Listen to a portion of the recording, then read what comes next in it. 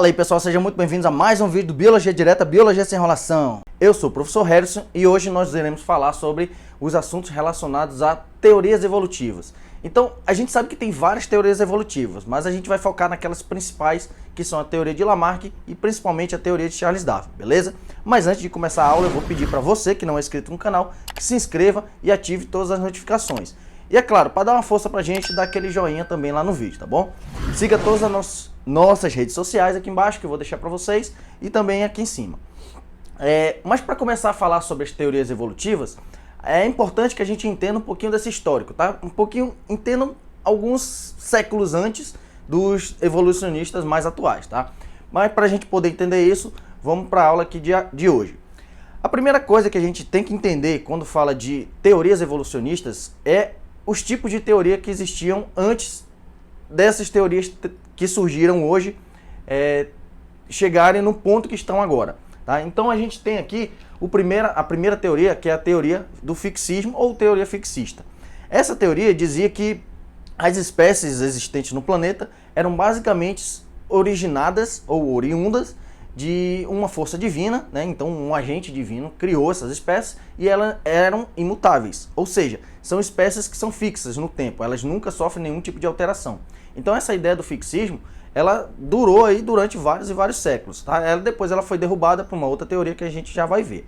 Mas essa teoria, ela era bem difundida na época e era bem acreditada. Claro que existiam outras teorias, mas essa era a mais forte que existia na época. Depois da análise de fósseis, adaptações, analogias e homologias, que eu vou deixar, a gente vai comentar ainda, falar alguns vídeos sobre isso, mas através da análise desses componentes, a gente consegue na verdade compreender os mecanismos evolutivos atuais. Tá? Então, baseado nisso daí, lá no século XVIII, um cientista francês, que é o Georges Leclerc, conhecido como Conde de Buffon, ele foi um dos pioneiros a tentar sair dessa ideia do fixismo. Ele acreditava na ideia fixista, mas ele foi um dos primeiros ali a começar a entender que essa ideia do fixismo não era tão correta. Tá? Então ele fez lá no livro dele, História Natural dos Animais, lá em 1760, os primeiros comentários de que essas espécies talvez poderiam sofrer algumas mutações não, tá? Lembrando que esse termo mutação já é um termo genético e nessa época a genética não existia. Então ele começou a falar que existem algumas mudanças, né, que pode acontecer, que não são oriundas de construções divinas. Eu vou abrir um parênteses aqui para a gente para explicar dois conceitos que serão importantes para a gente entender o processo da evolução. Tá? Então não se preocupe que lá no final da aula eu vou fazer uma revisão sobre isso aqui novamente. Mas a gente precisa entender alguns termos aqui para poder a gente compreender as ideias dos evolucionistas, principalmente do Lamarck e do Charles Darwin, como eu já havia comentado com vocês.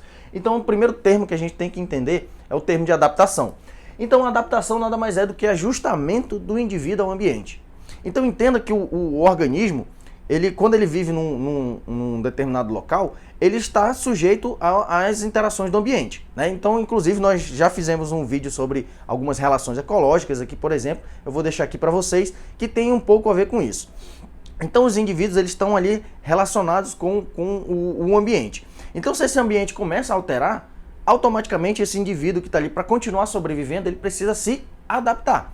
Então a adaptação é justamente esse ajuste que essa espécie tem que fazer, ou essas espécies têm que fazer. Então ao se ajustar, essa espécie continua perpetuando a sua própria espécie, né? Então ela consegue aí chegar no processo evolutivo, que é o que a gente vai falar agora. Existem também as mutações. Gente, lembrando de novo, o termo mutação é um termo genético. Nessa época aqui não existia nada sobre genética, tá? A genética é uma ciência relativamente nova.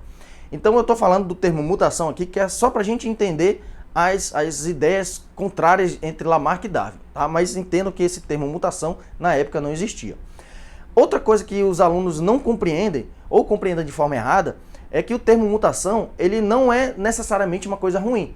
Então se eu dissesse para você, pô, você é um mutante, a pessoa fica com aquela pulga atrás da orelha, né? Será que isso é uma coisa boa, se é uma coisa ruim? Na maioria das vezes as pessoas pensam que é uma coisa ruim. E, gente, mutação não necessariamente será uma coisa ruim.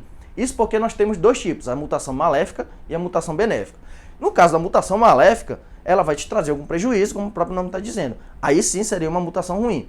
Por exemplo, uma pessoa nascer sem um coração. Né? Então isso é uma mutação, pode acontecer geneticamente, lá a criança está se desenvolvendo e não desenvolve o coração. Aí a pessoa não tem como viver sem um coração. Nesse caso seria uma mutação ruim. Né? Então nesse caso seria uma mutação do tipo maléfica, prejudicial para a espécie. Mas existem as outras mutações. Inclusive você só está aqui hoje assistindo esse vídeo por conta das mutações benéficas. Tá? Entenda inclusive aí esse aparelho que você está usando. Eu não sei se você está assistindo pelo seu celular, pela televisão, pelo seu tablet, sei lá. Onde você estiver assistindo, se você observar alguns anos atrás, a gente não tinha toda essa tecnologia que tem hoje. Né? Então os próprios equipamentos estão sofrendo mutações. Essas mutações boas estão trazendo novos produtos. Com as espécies também é assim. Então você vai evoluindo, as mutações vão aparecendo ao acaso. Entenda que a mutação é uma coisa que a gente não sabe quando que vai acontecer. Né? Você não tem como controlar isso daí. Ela acontece ao acaso. Se for uma condição boa, ela vai trazer uma variabilidade para esse organismo. Inclusive as espécies hoje, se você observar dentro da sua própria família, ou se você tiver irmãos principalmente, fica mais fácil, você vai observar que na maioria das vezes esses irmãos geralmente são filhos dos pais da mesma mãe. Considera que eles são filhos do mesmo pai e da mesma mãe. Tá? Se você olhar para todos esses irmãos, eles não são idênticos entre eles. Mesmo sendo do pai e da mesma mãe, sendo feito da mesma forma, sendo feito na mesma casa, sendo feito morando, vivendo, todo mundo junto, nas mesmas condições. Então eles são diferentes por quê? Por causa das mutações. Então essas mutações trazem essa variabilidade genética. Graças à variabilidade genética, nós temos aí a evolução. Então a gente consegue evoluir porque através daquela mudança que aconteceu, nós nos adaptamos com essa nova condição e aí a gente consegue evoluir. Beleza, galera? Então, se você achou algum problema aqui, se ficou difícil de entender, você retorna o vídeo aí, assiste de novo essa parte e aí dá continuidade. Bom, vamos falar do primeiro evolucionista, né? Eu quero que vocês entendam que não existiam só esses dois. Tá? A gente tem vários evolucionistas aí que deram várias ideias. Mas esses dois são os caras mais conhecidos. Então vamos falar deles aqui. Primeiramente a gente tem que falar do Lamarck. Esse cara aqui, ele foi o pioneiro na defesa do transformismo. Olha esse nome. Lá no começo da aula eu falei para vocês sobre o fixismo, que era a teoria de que as espécies eram fixas e imutáveis. Aqui, Lamarck já defende a ideia do transformismo. Ou seja, os seres vivos vão se transformando com o passar do tempo. Então aquele último nunca vai ser igual ao primeiro. Né? Você já está vendo que tem uma certa ideia de evolução aí. Tá? Inclusive, ele afirmava que as variações dos organismos ocorriam de forma gradual. Né? Então você está vendo aí que mesmo que aconteça essa variação, ela não acontece de forma abrupta. Né? Ela vai sendo lentamente produzida, vamos dizer assim. Então o Lamarck, ele lá no livro dele, é o Philosophy Zoologic, lá de 1809, tá aqui a capinha do livro dele, ele afirma lá no texto dele que as mudanças ocorridas no meio resultavam da ocorrência de uma lei. Eu vou já falar dessas leis para vocês aí, tá? E não de intervenções divinas. Então olha só, aquela ideia de que um ser supremo, um deus ali, né, criava todas as espécies, já está sendo derrubada aqui na ideia de Lamarck. Então ele está dizendo assim, não é um deus que está criando tudo. Na verdade as espécies elas vão criando situações e vão se tornando diferentes, baseadas em algumas leis que ele falou. Então são justamente essas leis aí que você tem que saber e o que eu vou explicar agora, tá? Ele fez basicamente duas leis. Vamos entender essas duas leis dele aqui. A primeira lei é conhecida como lei do uso e desuso. Então o próprio nome já está te sugerindo aí. O que a lei do uso e do desuso diz pra gente? Ela diz que se você usa demais um órgão, usa frequentemente um órgão, ele tende a hipertrofiar, ele tende a se desenvolver mais, tá? E o oposto também serve. Então se você usa pouco esse órgão, ele tende a se atrofiar. Então vamos para o exemplo que eu botei aqui. Eu coloquei duas situações, um músculo ativo e um músculo inativo. Quando você olha aqui o músculo ativo, é uma pessoa que está trabalhando bastante esse músculo, então imagina uma pessoa que vai para academia com uma certa frequência. A pessoa que vai para academia puxar peso ali com uma certa frequência, ela vai ter a tendência de ter os músculos bem mais desenvolvidos do que uma pessoa que é sedentária. Né? Então o sedentário vai ter os músculos ali só para fazer as funções vitais dele. Mas o cara ali que está indo para academia, está trabalhando esses músculos todos os dias, ele vai ter uma hipertrofia.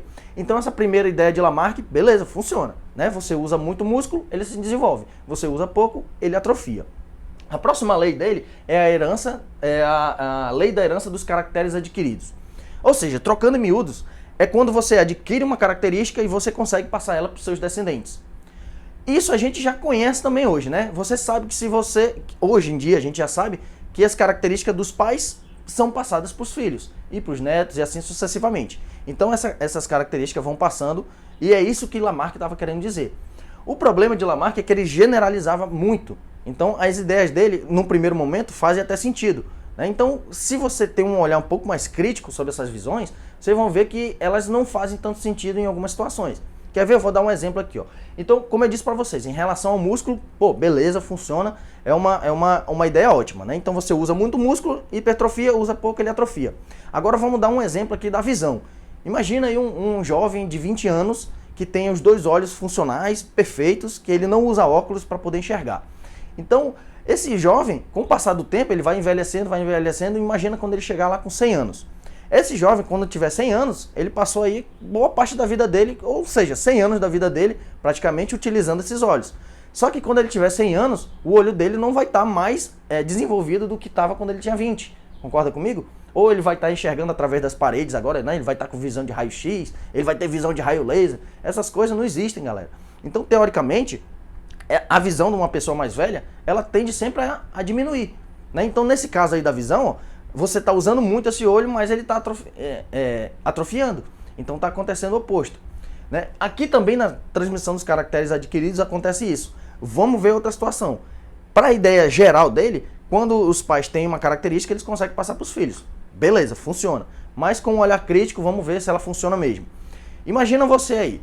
Se você quiser pintar seu cabelo de roxo, sei lá, você pinta seu cabelo de roxo todo mês. Seu cabelo volta a ficar da cor natural, você vai lá e retoca de roxo, retoca de roxo, retoca de roxo. Aí você resolve ter um filho. Para Lamarck, como você pinta esse cabelo de roxo todo tempo, você vai passar essa característica para o seu filho. Ou seja, seu filho vai nascer com os cabelos roxos. Tá vendo como isso daí não é possível? Hoje em dia a gente sabe que essa é uma característica que não é possível de ser passada, né? Você está mudando essa característica aqui, mas ela não vai ser passada para o seu filho.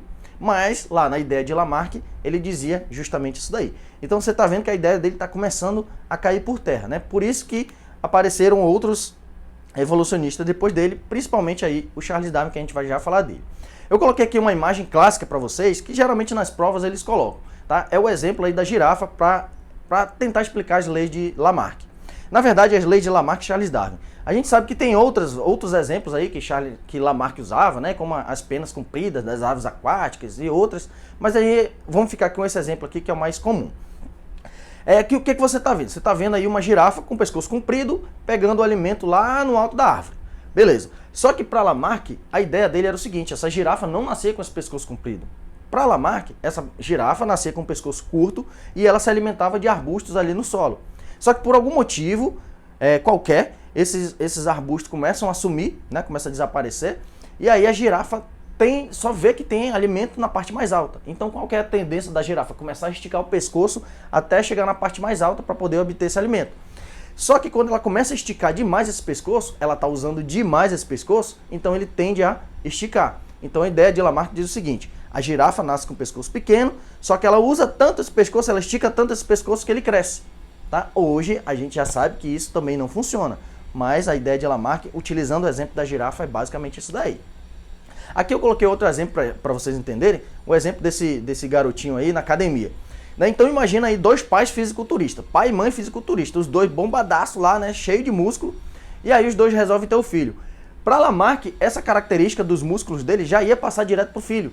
Ou seja, o nenenzinho ali já ia nascer no primeiro dia já fazendo barra ali no braço do médico. Né? Então a gente sabe que também isso é impossível de acontecer. Então vocês estão vendo que o Lamarck, ele teve uma ideia boa, mas como ele generalizou, aí acabou derrubando essas ideias dele, tá bom? Aí quem veio depois dele foi um cientista chamado Charles Robert Darwin. Outro parênteses que eu vou abrir para vocês. Quando a gente fala da teoria evolucionista, automaticamente os livros, as provas, todo mundo fala sobre Charles Darwin. É importante que vocês conheçam que, além de Charles Darwin, existe um cara chamado Wallace também, que também tem uma certa briga de quem foi a ideia da teoria da evolução.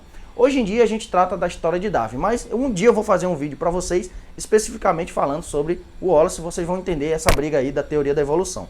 Mas como os livros e as questões pedem sobre o Charles Darwin, vamos explicar sobre ele aqui.